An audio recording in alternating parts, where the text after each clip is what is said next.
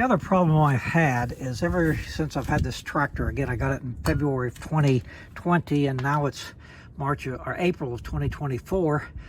These tires have gone flat. You can see how the rims have got bent. I banged them back. I don't know how that happens. I don't drive over rocks. Most of the ground is sandy around here. I'm near Chattanooga, Tennessee. I just don't understand it. But anyway, I'm going to take this off and put a tube in it because I've seen other people talk about that and it works. Those bolts are 5/8 inch and they're not very tight.